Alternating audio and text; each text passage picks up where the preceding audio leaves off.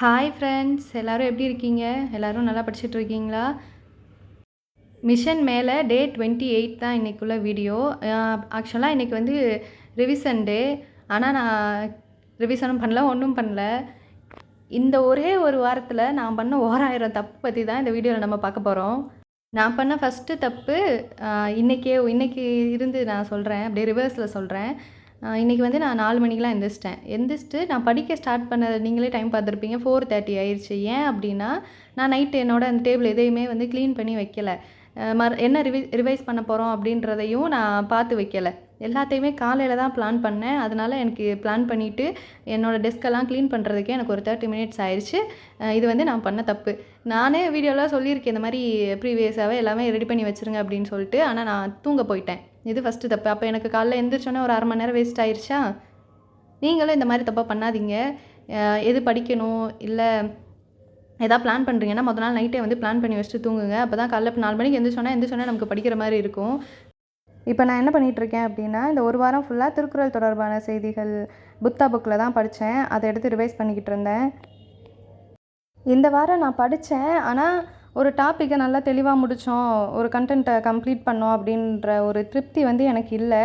அதனால தான் என்னால் ரிவைஸ் பண்ண முடியல. எல்லாத்துலையும் எடுத்தோன்னே இப்போ பாதி. இப்போ எக்ஸாம்பிளுக்கு கலைச்சொற்கள் படித்தேன் அப்படின்னா, அது 6th to 10th வரை தான் படித்தேன். கலைச்சொற்கள்னால் அது மொத்தத்தையும் முடித்தா தானே நம்ம ரிவைஸ் பண்ணுறதுக்கு கரெக்டாக இருக்கும். இந்த மாதிரி எல்லாமே டச் பண்ணேன். ஆனால் ஃபுல்லாக கம்ப்ளீட் பண்ணல. சும்மா படித்து மட்டும் வச்சேன். அதனால் நான் ரிவைஸ் பண்ணல இன்றைக்கி. செகண்ட் தப்பு நான் என்ன பண்ணேன் அப்படின்னா, நான் பிளான் பண்ணிவிட்டே நல்லா யோசித்து அதுக்கான டைம்லாம் நிறையா ஸ்பெண்ட் பண்ணி தான் இந்த 280 டேஸில் 140 டாப்பிக்கை முடிக்கணும் அப்படின்னு சொல்லிவிட்டு நல்லா யோசித்து அதுக்குன்னு கொஞ்சம் நேரம்லாம் செலவு பண்ணி தான் நான் அந்த டைம் டேபிள் அந்த மாதிரியே போட்டேன். ஆனால் அதை வந்து நான் ஃபாலோ பண்ணல. இந்த 1 வீக்குக்கு அதை ஃபாலோ பண்ணாமல் ஏனோ தானோன்னு நான் படிச்சுட்டு போயிட்டேன்.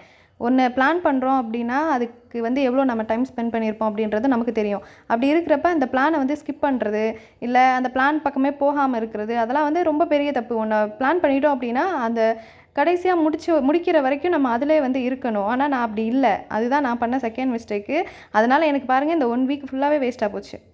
நீங்களும் இந்த மாதிரி ஏதாவது ஒரு டைம் டேபிள் போட்டு இல்லை ஏதாவது ஒன்று வந்து ஃபாலோ பண்ணுறீங்கன்னா அதை கண்டினியூவாக முடிங்க. லேட் ஆனாலும் பரவாயில்ல, டயர்டாக இருந்தாலும் பரவாயில்ல, அதை எப்படியாவது முடிச்சிடணும் அப்படின்னு மட்டும் பிளான் பண்ணுங்கள். இந்த ஸ்கிப் ஆகுறது, எடுத்து ஜம்ப் பண்ணுறது அதெல்லாம் பண்ணாதீங்க. நமக்கு டைம் தான் நிறையா வேஸ்ட் ஆகுது. எனக்கு அது இப்போ தான் ரியலைஸ் ஆகிருக்கு. தேர்டு மிஸ்டேக் என்ன அப்படின்னா, அதான் நான் பண்ண பெரிய முட்டாள்தனமான ஒரு வேலை. ஏன்டா அதை பண்ணோம் அப்படின்ற மாதிரி ஆயிடுச்சு. என்ன அப்படின்னா, நான் வந்து ஆல்ரெடி சந்தோஷ்மணி அகாடமியில் தான் நான் ஜாயின் பண்ணியிருந்தேன். அதை வந்து என்னால் கண்டினியூவாக கொண்டுட்டு போக முடியல. அப்போ நான் என்ன பிளான் பண்ணேன், அவங்க வந்து ஃபுல் ரிவிஷன் ஸ்டார்ட் பண்ணுறதெல்லாம் ஆகஸ்ட்டுக்கு மேலே தான் ஸ்டார்ட் பண்ணுறாங்க. மற்றபடி இந்த வீக்லி டைம் டேபிள் போகும்ல, அது மாதிரி தான் போகும். அப்போ நாம் வந்து சரி இருக்கிற நேரத்தில் அவங்களோட வேர் டு ஸ்டடி ஃபுல்லாக கம்ப்ளீட் பண்ணிடுவோம் ஆகஸ்ட்டுக்குள்ளே. அதுக்கப்புறம் வந்து அவங்க ஃபுல் டெஸ்ட் வைக்கிறப்ப நம்ம இப்போ படிச்சிருப்போம்ல, அதை ரிவைஸ் பண்ணி அப்படியே ஃபுல் டெஸ்ட் எழுதிக்கலாம் அப்படின்னு சொல்லி தான் நான் இந்த 280 பிளானவே போட்டேன். அப்போ பேசாமல் அதை தானே நான் ஃபாலோ பண்ணியிருக்கணும். ஆனால் இடையிலே வந்து தமிழ் டெஸ்ட் பேட்ச் ஜாயின் பண்ணது தான் நான் பண்ண தப்பு. நான் கொஞ்சம் கூட யோசிக்கவே இல்லையா, இல்லை யோசிச்சு தான் இந்த மாதிரி ஒரு கேவலமான முடிவு பண்ணேன்னா என்னன்னு தெரியல. நான் என்ன நினச்சேன், சரி ஓரளவுக்கு நம்ம கம்ப்ளீட் பண்ணிட்டோம் சிலபஸை, இப்போ போய் நம்ம டெஸ்ட் பேட்ச் போட்டோம் அப்படின்னா நம்ம டெஸ்ட் எழுதி பார்க்குறதுக்கு கரெக்டாக இருக்கும் அப்படின்னு சொல்லி யோசித்து தான் நான் வந்து டெஸ்ட் பேட்ச்லாம் போட்டேன். 3 days ஒன்ஸ் வந்து டெஸ்ட் இருக்கும். அவுட் சோர்ஸும் கவர் ஆகிரும். நம்ம இதையும் படிச்சுக்கலாம் அதையும் படிச்சுக்கலான்ற மாதிரி இருக்கும். ஆனால் அந்த அவுட் சோர்ஸை நம்ம படிக்கணும் அப்படின்னா சாரோட வீடியோ பார்க்கணும். அப்புறம் சார் கொடுத்த நோட்ஸை வந்து நம்ம படிக்கணும். நமக்கு அதுக்கு வந்து டைம் நிறையா செலவாகும். தமிழ் பின்னாடியே ஓடிட்டு இருக்க மாதிரி இருக்கும். மேக்ஸும் பார்க்க முடியாது, ஜிஎஸும் படிக்க முடியாது. இப்போ இந்த லீவில் இருக்கேன், நான் படிச்சுட்டு இருக்கேன் அப்படின்னா சரி ஓகே, அதை வந்து கம்ப்ளீட் பண்ண எப்படியாச்சும் கஷ்டப்பட்டு தமிழையும் முடிச்சுட்டு மற்ற சப்ஜெக்டுகளையும் முடிக்கலாம்.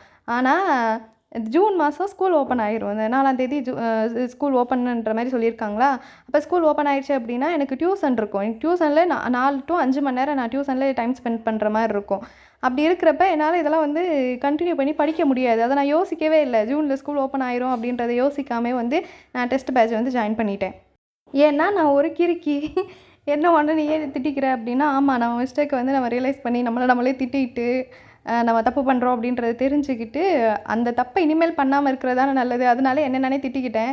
இப்போ உங்ககிட்ட நான் இது வந்து பப்ளிக்காக போடணும் அப்படின்றதுனால தான் கிறுக்கி அப்படின்றதோட முடிச்சுக்கிட்டேன். இல்லைனா என்ன நானே நிறையா திட்டிப்பேன், எதுக்கு இந்த மாதிரி தேவையில்லாத வேலைலாம் பார்த்துட்ருக்க அப்படின்னு சொல்லிட்டு. இனி வந்து அவ்வளோதான். நான் வேறு எந்த பிளானையும் ஃபாலோ பண்ணுற மாதிரியும் இல்லை, எந்த டெஸ்ட் பேட்சும் ஜாயின் பண்ணுற மாதிரி இல்லை.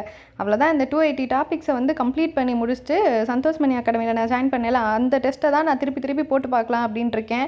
மறுபடியும் நான் ஏதாவது வீடியோவில் டெஸ்ட் பேட்ச் ஜாயின் பண்ண போகிறேன் அப்படின்னு சொல்லி எதாவது போட்டேன்னா நீங்களே என்னை திட்டுங்க. இல்லை நான் போட மாட்டேன், நான் எழுதி வச்சுட்டேன், அப்போ வந்து மறக்காது, அதனால் நான் ஜாயின் பண்ண மாட்டேன். அப்படியே ஏதாவது நான் சொல்லி வரேன்னா நீங்களே என்னை திட்டுங்க. காலையில் தமிழ் ரிவைஸ் பண்ணேன்னா அப்புறம் அப்படியே ஒரு 10 மணி 10:30 போல் அந்த மாதிரிலாம் நான் வந்து மேக்ஸ் பார்க்க ஸ்டார்ட் பண்ணிட்டேன். மேக்ஸில் வந்து தங்கமுத்து சாரோட வீடியோ தான் பார்த்தேன். ஒரு வீடியோ கம்ப்ளீட் பண்ணிட்டேன். அது வந்து ஒரு தடவை ரிவைஸ் பண்ணிவிட்டு செகண்ட் வீடியோ பார்க்க வந்து ஸ்டார்ட் பண்ணிவிட்டேன். அதை தான் பார்த்துட்டு இருந்தேன். நானும் பார்க்குறேன் போயிட்டே இருக்குது. அது ஒரு 2 மணி நேரம் 2.5 மணி நேரம் கிளாஸ் இருக்கும் போல் இருந்துச்சு. அது வந்து நான் போட்டுகிட்டே இருக்கேன். சார் சொல்ல கிளாஸை கவனிச்சிட்டு இது பண்ணுறேன். அது போயிட்டே இருக்குது. இதுக்கு இடையில ஆடு வேறு. உங்களுக்கும் இந்த மாதிரிலாம் ஆடெல்லாம் வருதா? பேசாமல் லைவே நம்ம பார்க்கணும் போல். நான் முன்னாடியே ஸ்டார்ட் பண்ணியிருந்துருக்கணும். அதை விட்டுட்டு இப்போ வந்துட்டு இது மாதிரி இடையில பார்க்குறப்ப ஒரு வீடியோவுக்கு 1000 ஆடு வருது. எனக்கு அப்படியே டென்ஷன் ஆகுது. இது இல்லை நீங்கள் பார்க்குறப்ப இப்படி தான் ஆடு வருதா? இல்லை ஆடு வராமல் வீடியோ பார்க்குறதுக்கு ஏதாவது மெத்தட் இருந்துச்சுன்னா அதை சொல்லுங்கள் எனக்கு. மேக்ஸ் போட்டுட்ருக்கவே பார்த்தேன். வானம் வந்து மேகம் மூட்டத்துடன் காணப்பட்டுச்சா, மேலே துணி காய போட்டிருந்தோம். சரி போய் எடுத்துகிட்டு வந்துடுவோம் அப்படின்னு சொல்லிட்டு அதை எடுத்துகிட்டு வந்துட்டு பசிச்சிருச்சு. சரி நம்ம கொஞ்சம் ஹெல்த்தியாக சாப்பிடுவோன்னு சொல்லிட்டு முட்டையை வேக வச்சுட்டு லஞ்சை கம்ப்ளீட் பண்ணிவிட்டு அப்படியே விட்டுட்டேன். அப்புறம் ஈவினிங் போல் ஒரு எத்தனை மணி 5:45 to 6 அந்த மாதிரி டைமில் வந்து மேலே போயிட்டு டெஸ்ட்டு போட்டு பார்க்க வேண்டியது. டெஸ்ட்டு வந்து நேற்று போட வேண்டியது, நான் நேற்று போடாமல் இன்றைக்கி தான் போட்டேன். அது என்னென்னா அந்த இங் ஆண்ட்ரும் எல்லாருக்கும் தமிழ் டெஸ்ட்டு செகண்ட் டெஸ்ட்டு அதை தான் போட்டு பார்க்கலான்னு சொல்லிட்டு மேலே மாடிக்கு வந்துட்டேன்.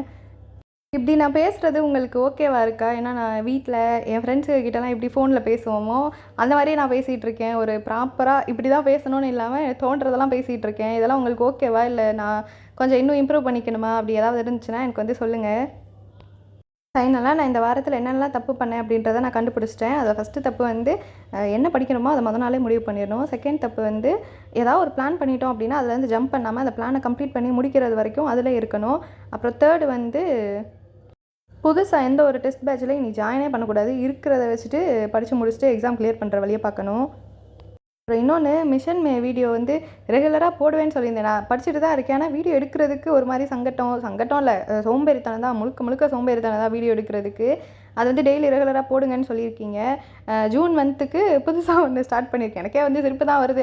ஜூன் மந்த்துக்கு புதுசாக ஒரு பிளான் ஸ்டார்ட் பண்ணியிருக்கேன். அது வந்து எந்த மாதிரி கொண்டுட்டு போகிறேன், என்னெல்லாம் படிக்க போகிறேன் அப்படின்றத நான் இப்போ மிஷன் மேக் வந்து என்ன பண்ணேன்னா, நான் என்ன படித்தேனோ அதை மறுநாள் தான் போடுவேன். ஆனால் என்ன படிக்க போகிறேன் அப்படின்றத நான் முன்னாடியே சொல்லிட்டேன்னா நீங்கள் அதை யாராவது ஃபாலோ பண்ணுறீங்கன்னா உங்கள் ஹெல்ப்ஃபுல்லாக இருக்கும்.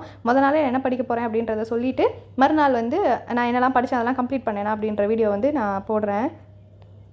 ஆல்ரெடி உங்களுக்கு நான் கொடுக்க வேண்டிய வீடியோவே நிறைய பெண்டிங் இருக்குது. இந்த மேனிஃபெஸ்டேஷன்னா என்னது, அது பண்ணி நான் என்னெல்லாம் எனக்கு என்னெல்லாம் கிடச்சிச்சு அப்படின்ற வீடியோவும், அப்புறம் நான் வந்து படிக்கிறதுக்கு என்னோடய ஸ்டடி மெட்டீரியல் நான் எந்தெந்த சப்ஜெக்ட்டுக்கு எந்தெந்த மெட்டீரியல்ஸ் யூஸ் பண்ணுறேன் அப்படின்றது கேட்டிருந்தீங்க. அதுக்கும் ஒரு வீடியோ வந்து நான் போடுறேன். இந்த மாதிரி வீடியோஸ் போடுறதுக்கும் பெண்டிங் இருக்குது, நான் படிக்கிறதுக்கும் நிறையா பெண்டிங் இருக்குது. அதனால் எல்லாத்தையும் மிக்ஸ் பண்ணி நான் வந்து போட ட்ரை பண்ணுறேன். டெஸ்ட்டு முடிச்சுட்டு கீழே வந்து கரெக்ட் பண்ணேன். நான் வந்து 100க்கு 78 மார்க் எடுத்திருந்தேன். இது கம்மி தான் இல்லைனாலும் ஒழுங்காக படிக்கணும், படிச்சுருந்தா மார்க் எடுத்துருக்கலாம். அதை கரெக்ட் பண்ணி முடிச்சோடனே நைட்டு டின்னருக்கு அம்மா இந்த எக் பொடி மாஸ் பண்ணி கொடுத்தாங்க. இவ்வளோ தான் சாப்பிடுவேன்னு கேட்டால் ஆமாம் இப்போ வந்து நான் டயட்டில் இருக்கேன், அதனால் கம்மியாக சாப்பிட்டேன். இப்போ வந்து மே 27 வந்து இன்றைக்கி டே 48. நான் வந்து 140 days சேலஞ்ச் போட்டிருந்தேன்ல, அதில் வந்து இன்றைக்கி டே 48. இப்போ வர வந்து நான் எதெல்லாம் கம்ப்ளீட் பண்ணியிருக்கேன் அப்படின்னா, வாய்ஸ் ஓவர் நான் காலையில் கொடுத்துட்ருக்கேன்னா அம்மா சமைச்சிட்ருக்காங்க, அதனால தான் குக்கர் விசில் சவுண்டு கேட்டுட்ருக்கு. அது கொஞ்சம் டிஸ்டர்பாக இருக்கும். நீங்கள் வந்து அதை கொஞ்சம் பொறுத்துக்கங்க. தமிழில் மொத்தமாக 85 டாபிக் வந்து இருக்குது. அதாவது நான் சந்தோஷ் மணி அகாடமி புக்கில் தான் படிச்சுட்ருக்கேன்னா அதோட இண்டெக்ஸ் பேஜில் மொத்தம் 85 டாபிக்ஸ் இருக்குது. அதில் நான் வந்து 58 முடிச்சிருக்கேன். ஜிஎஸ்சில் வந்து அவங்க கொடுத்த வேர் டு ஸ்டடியிலே 195 டாபிக்ஸ் இருக்கும். அதில் 51 டாபிக்ஸை வந்து நான் முடிச்சிருக்கேன். அதாவது 51 லெசனை வந்து நான் முடிச்சிருக்கேன். மே 27 வரைய மொத்தம் 140 நாளில் நான் 48 நாளில் கம்ப்ளீட் பண்ணியிருக்கேன். டோட்டலாக 280 டாபிக்ஸுக்கு 109 டாபிக்ஸை கம்ப்ளீட் பண்ணியிருக்கேன். இதில் மிச்சம் வந்து எவ்வளோ நாள் இருக்குது அப்படின்னா 92 நாள் இருக்குது. நான் இன்னும் படித்து முடிக்க வேண்டிய டாபிக் எவ்வளோ இருக்குன்னா 171 டாபிக் இருக்குது. இப்போ இதை சொல்லவும் தான் எனக்கு ஞாபகம் வருது. நான் பண்ண 4வது ஒரு மிஸ்டேக் என்னென்னா, 11th 12th பெரிய ஸ்டாண்டர்டு நான் போயிட்டு அங்கே போயிட்டு என்னால் படிக்க முடியுமா என்னன்னு தெரில. ஆனால் படிக்கணும் அப்படின்னு சொன்னேன்ல, அது ஏன் அந்த நெகட்டிவான தாட்டு வருதுன்னே தெரியல எனக்கு. அது நெகட்டிவாகவே நினைக்கக்கூடாது. நம்ம படித்து முடிச்சிடலாம். 11th 12th தானே, 10th வரையும் படித்தா தான் கொஞ்சம் எக்ஸ்ட்ராவாக இருக்க போகுது அப்படின்னு நம்ம பாசிட்டிவ் மைண்ட் செட்டோட படிச்சிருந்தோம் அப்படின்னா நம்ம படிச்சிருக்கலாம். எனக்கு இது என்ன தோணுது அப்படின்னா, இந்த மாதிரி நெகட்டிவாக யோசிச்சதுனால தான் இந்த வாரம் வந்து என்னால் முடிக்க முடியலை அப்படின்றது தோணுது. சரி, முடிக்க முடியும் அப்படின்னு நம்மளை நம்பிட்டு நம்ம வந்து படிக்க ஸ்டார்ட் பண்ணணும். படிச்சிருவோமா இல்லை படிக்க மாட்டோமா அப்படின்னு நம்ம கன்ஃபியூஷனில் இருந்தால் அது அப்படி தான் இருக்கும் போல். அதனால் யாரும் வந்து கன்ஃபியூஸ் பண்ணிக்காதீங்க. நம்மளால் முடியும் அப்படின்னு நினச்சிட்டு படிங்க. இன்றைக்கி வீடியோ கொஞ்சம் இல்லை, ரொம்பவே லென்த்தாக போயிடுச்சு. இந்த வீடியோ உங்களுக்கு யூஸ்ஃபுல்லாக இருந்துச்சு அப்படின்னா லைக் பண்ணிக்கோங்க. இந்த வீடியோ பற்றின ஒப்பீனியன், இல்லை நான் வேறு எந்த மாதிரி கண்டென்ட் கொடுக்கணும், இல்லை எந்த மாதிரி விஷயங்கள்லாம் ஷேர் பண்ணணும் அப்படின்ற ஏதாவது உங்களுக்கு இருக்கும்ல, அதெல்லாம் இருந்துச்சுன்னா நீங்கள் வந்து கமெண்ட்டில் சொல்லுங்கள். சப்ஸ்கிரைப் பண்ணாமல் வீடியோ பார்த்துட்டு இருக்கவங்க சப்ஸ்கிரைப் பண்ணிக்கோங்க. தேங்க்ஸ் ஃபார் வாட்சிங்.